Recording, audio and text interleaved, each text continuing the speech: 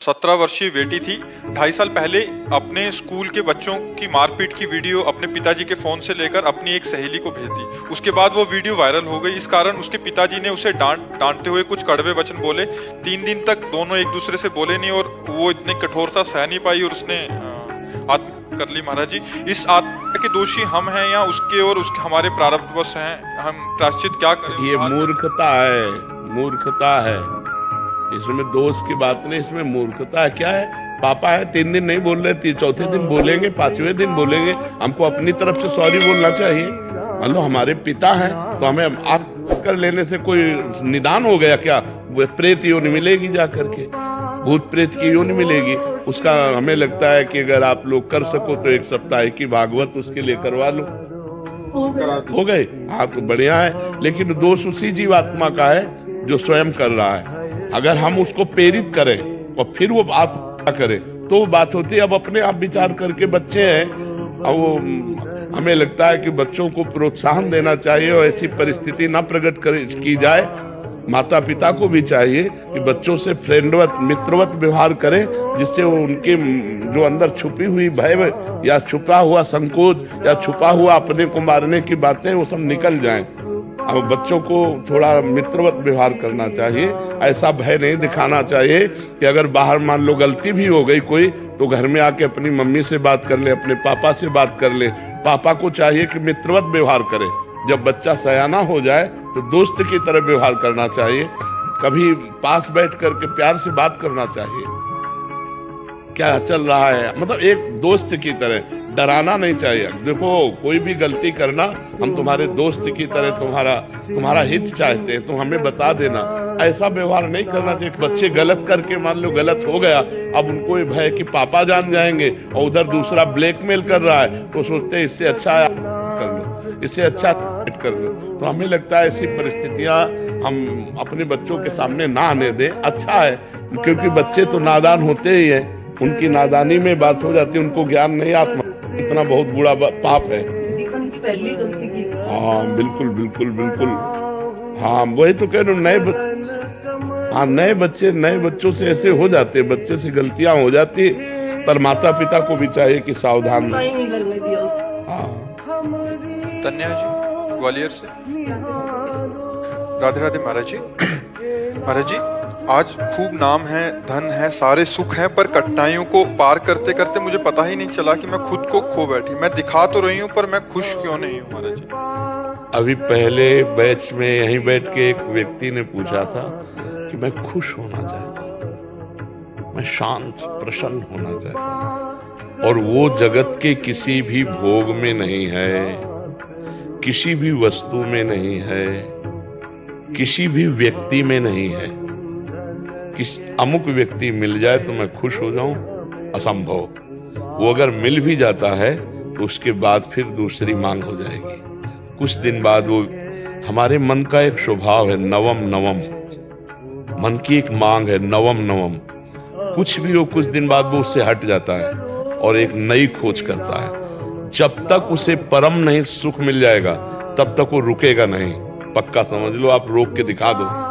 परम सुख भगवान के नाम में, भगवान के चरणों में है। एक फिर हम समझाने के लिए कथा सुनाते हैं। चक्रवर्ती सम्राट महाराज भर्तहरि जी, चक्रवर्ती सम्राट कहते हैं जहां से सूर्योदय होता है, जहां अस्त होता है। एक क्षत्र सप्त द्वीप मंडल का सम्राट। उसने विचार किया भर्तहरि जी ने कि सुख कहां है। दिमाग, बहुत बड़े विद्वान महापुरुष थे। उन्होंने कहा खाने में भी सुख एक सीमा तक है। रुपया पैसा खजाना इसलिए प्रिय क्योंकि इससे भोग सामग्री मिलती है। पैसे की मात्रा क्या है? भोग सामग्री मिलती है। अगर पैसे से भोग सामग्री नहीं मिले तो हम कह रहे तुम्हारे को नाम जो है 1 ट्रक 2000 रुपया आप कर दिया जाए, 2000 का नोट आपके किसी काम आएगा क्या?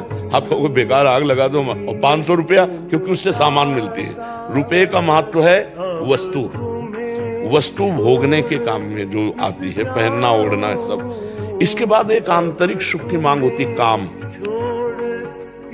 इसको बहुत समझ के देखना। केवल अंतिम सुई जाके रुकती काम में, शरीर भोग। स्पष्ट वर्णन है। सब सुख एक तरफ और मन की एक मांग होती शरीर भोग, वो भी नवम। भर्तरी जी ने पूरे विश्व में ऐलान कर दिया, मैं उसे पटरानी बनाऊंगा जो मुझे पसंद आ जाए। सब सुंदरियां देश, अभी मतलब सप्तद्वीप महिमंडल मतलब विदेश सब, तो एक पिंगला नाम की सुंदरी जिसके आगे सब सुंदरियां फेल थी। भर्तरी जी को उसने पसंद किया, भर्तरी जी ने उसे पसंद। अब वो तो कोई साधारण पुरुष तो थे नहीं, तो उन्होंने कहा कुछ वर्ष में राजकाज बिल्कुल नहीं करूंगा। विक्रमादित्य उनके भाई थे, बहुत बड़े प्रसिद्ध चक्रवर्ती सम्राट, वही बने जाके आगे।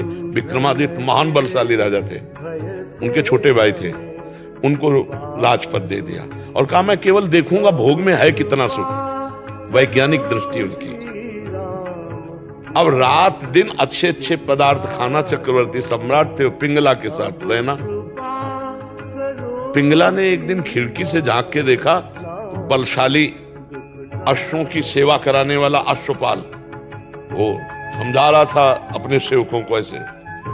रानी ने देखा और आकर्षित हो गई और हुक्म किया दासी को, अश्वपाल से बोलो अमुक जगह मिले। तो दिन में महाराज शयन करते थे, तो दिन में जब सोते होते तब वो अश्वपाल से मिलने लगी और अश्वपाल से उसका शारीरिक संबंध हो गया। विक्रमादित्य ने को जब सूचना मिली तो उन्होंने कहा कि मैं महाराज से मिलना चाहता हूं, सेवक से कहो। बहुत प्रवीण थी पिंगला, उसको भनक लग गई दासी के द्वारा कि विक्रमादित्य आपकी चाल को जान गया है। भर्तरी जी से उन्होंने कहा कि आप अपने भाई को क्या बहुत अच्छा समझते हो, मेरे ऊपर वो गंदी नजर रखता है। प्रिया चरित्रम पुरुषस्य भाग्यम दैवो न जानामि कुता मनुष्या, जो कपट छल करने वाले स्वभाव वाले होते उनका अलग। अब विक्रमादित्य ने कहा मैं भ्राताश्री से मिलना चाहता हूं और उसने पहले ही क्लियर कर दिया। तो विक्रमादित्य के पास क्रोधित हो गया, उनका मैं कभी नहीं समझता था तो ऐसी दृष्टि। तो उनका भैया हम जो बात बताना चाहे मैं समझ रहा हूं कि तू यही तो कहना चाहता ना पिंगला गलत है। तो उनका हाँ भाई गलत है हमारे पास। बोले तुम कितने सही, निकालो इसको। मंत्री से आदेश किया इसको देश निकाला दे दो बेमतलब। अब विक्रमादित्य ने मंत्रियों से कहा भाई इस समय हमारे उसके शासन में है, जीवन इनका बहुत खतरे में है, संभालना राज्य, और मैं अमुक जगह जंगल में रहूंगा, जरा भी खतरा हो तो मुझे बता देना, पर भाई की आज्ञा का पालन करने के लिए। जो अश्वपाल था वो महाराज की नृत्यांगना थी दरबार में, उससे उसकी मित्रता थी। अब वहां एक नगर में ब्राह्मण गरीब था, उसने तपस्या की देवराज इंद्र को प्रसन्न करने के लिए। देवराज इंद्र प्रसन्न हुए और एक फल दे दिया, कहा इसको खाओगे तो अमर हो जाओगे, और अंतर ध्यान हो गए। उसने कहा मैं गरीब आदमी धन चाहता था, अमर होके क्या करूंगा। तब विचार आया कि धर्मात्मा चक्रवर्ती सम्राट महाराज भर्तरी को दे तो वो हमें धन दे देंगे। ऐसा ही किया, महाराज की जय जयकार हो। आज तक दरबार में नहीं आए थे, लेकिन ब्रह्म ऋषियों को जाने का आदेश था, वो गए, महाराज की जय जयकार हो, महाराज मैंने तपस्या के द्वारा अमर फल प्राप्त किया है, मुझे धन दिया जाए। तो उन्होंने खजाने में कह दिया जितना मांगे धन दे दो, और अमर फल लिया। और विचार किया मैं अमर होके क्या करूंगा, अगर पिंगला अमर रहेगी तो पिंगला को दिया खा लो।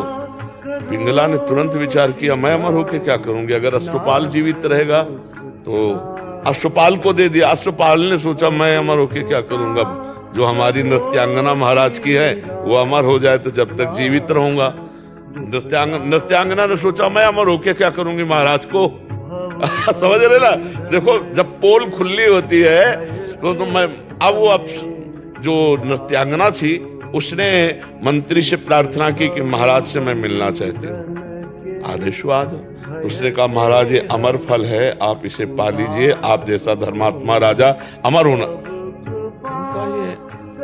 सच्ची बता तुझे अमर फल कहां से मिला, क्योंकि तपस्या से ब्राह्मण ने प्राप्त किया, तू वैसे तुझे कहां से प्राप्त। बोले महाराज ये प्राण क्षमा किए जाए, हमारी दोस्ती है अश्वपाल से। अश्वपाल जो महल के नीचे ही, उनका जाओ किसी से कहना मत। अश्वपाल को बुलाया, बोला जानते हो हम तुम्हें क्या कर सकते हैं। तो कांप रहा था पहले से, बीच सभा में आरे से चिरवाएंगे अभी तुझे, और अगर तू सत्य बोल देगा तो तुझे क्षमा कर देंगे। बिल्कुल कोई दंड। बोले महाराज पिंगला जी ने दिया। क्यों? पिंगला से तुम्हारा क्या संबंध? बोले विक्रमादित्य ठीक कह रहे थे, हमारा पिंगला से शारीरिक संबंध है।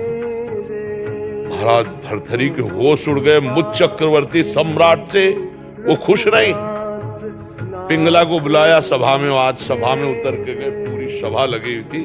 उनका देखो ब्राह्मण ने अमर फल दिया था, पिंगला ने खाया, मैं तलवार से इसे काटूंगा, ये मरेगी नहीं। जी अरे महाराज, तो उनका सत्य बोल दे तो तुझे छोड़ दूंगा, नहीं तो अभी सूली पे चढ़वा दूंगा। तो उनका महाराज ऐसी गलती हमसे हो गई कि हमने वो फल नहीं खाया, अश्वपाल को दे दिया। मुकुट उतारा और कहा धिक्कार इस संसार के सुख को कि मुझ सर्वांग सुंदर पुष्ट चक्रवर्ती सम्राट से ये तृप्त नहीं है, और महारानी से वो अश्वपाल तृप्त नहीं है। अश्वपाल वैश्या से प्यार, ये क्षुद्र काम किसे। और महान बैरागी हुए जिनके सूत्रों को बैरागी जन पढ़ते हैं, भरथरी शतक है उनका। तो संसार में अगर कोई तृप्त होता है तो भगवान की भक्ति से होता है, नहीं तो भोगों से तो हो ही नहीं सकता है। आज तुम्हें प्यार कोई कर रहा है और तुमसे सुंदर मिल जाएगा, कल वो उससे प्यार करने लगेगा, परसों तीसरे से करने। आज तक किसी की तृप्ति हुई हो तो हमें बताओ भोगों में? कहीं तृप्ति नहीं हो सकती, कहीं सुख। बढ़िया, बहुत सुंदर बुद्धि आपकी है जो आपको अनुभव करा रही कि सब कुछ होते हुए भी एक ऐसा स्थान खाली है जहां लगता है वो नहीं है जो मैं चाह रही हूं। वो श्री कृष्ण है, वो प्रभु है। यदि उनसे चित्त जोड़ लोगे तो निहाल हो जाओगी। जैसे मीरा जी कहते हैं, मेरे तो गिरधर गोपाल दूसरों में कोई। निहाल हो जाओगी। अभी थोड़ा बुद्धि पवित्र है जो आपको यह अनुभव करा रही कि वास्तविक मुझे जो चाहिए वो नहीं है, वो है परमात्मा, वो है प्रभु। हम कह रहे हैं यहां तक सोने से लाद दिए जाओ, केवल मान्यता ही तो है ना। मान्यता का सुख है ये। नहीं बताओ मीठा लगता है कि खट्टा लगता है, क्या सोने में है? केवल वो महंगा है और उसकी मान्यता है। इसलिए हमको लगता नहीं। 4 लाख योजन का सोने का पहाड़ है एक, जिसका नाम सुमेरु है। भगवान की माया में रत्न गर्भा पृथ्वी को कहा गया है। जैसे गेरू निकलती है ना, जैसे खड़िया निकलती, चूना निकलता है, ऐसे यहाँ सोने चांदी की धातुओं की यहाँ खजाना है पृथ्वी में। अब वो तो भगवान जब अवतरित हुए थे तो अपने आप सब भूमि से प्रकाशित हो गया। हम लोग इन सुखों से कभी तृप्त नहीं हो सकते, क्योंकि हम सच्चिदानंद के अंश हैं। हमारी मांग सच्चिदानंद है। नहीं, आप मान लो इतने बड़े बड़े धनी, लेकिन वो भी अशांत है। आप ये मत समझना, अशांत है, क्योंकि जब तक भगवान नहीं मिलेंगे तब तक हमें शांति नहीं मिलने वाली। कुछ भी भोग लो, कुछ भी कर लो।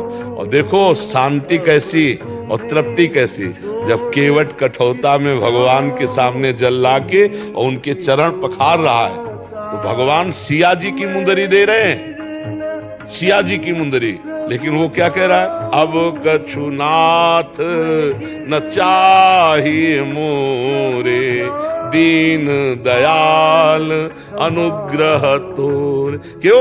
अति आनंद उमगी अनुरागा, चरण सरोज पखारन ला।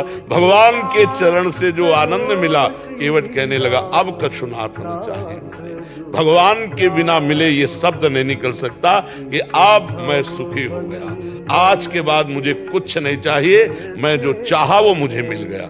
जो चाहा मिला, 4 चाहें और खड़ी हो गई, 4 समस्याएं और खड़ी हो गई। इसलिए सखी, भगवान ही एक हैं जिनके मिलने से तृप्ति हो सकती है, दूसरा कोई नहीं है। यहाँ 4 दिन का शरीर है, आज जवान है कल बूढ़ा हो जाएगा। भरोसा एकमात्र श्री भगवान में, चित्त भगवान में, अभी परमानंद है, अभी इसी क्षण आनंद है। वो भाई भी कह रहे थे कि सब कुछ बस मैं खुशी चाहता हूं। तो खुशी किससे मिल जाएगी? घर मिल जाए, गाड़ी मिल जाए, ये सब किसी के पास है, वो खुश नहीं है। जो तुम सोच रहे हो वो किसी के पास है इस सृष्टि में। ए भाई, महाराज ययाति का नाम सुना है? शुक्राचार्य की पुत्री देवयानी, जो देवता भी मोहित हो जाए इतनी सुंदरी थी। वृषपर्वा की पुत्री शर्मिष्ठा, जो दैत्यराज वृषपर्वा, 2 पत्नियां।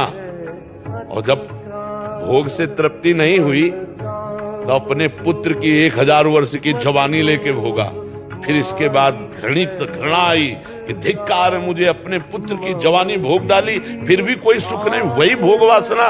तब उन्होंने लिखा, एक पुरुष को जो भगवान से विमुख है, सृष्टि के सारे सुख मिल जाएं तो भी वो तृप्त नहीं हो सकता। इसका मतलब है कि हम जैसे भी हैं, अगर भगवान से जुड़कर संतोष कर लें तो आज सुखी है, आज आनंद है, और अगर भगवान से न जुड़े तो आनंद की अनुभूति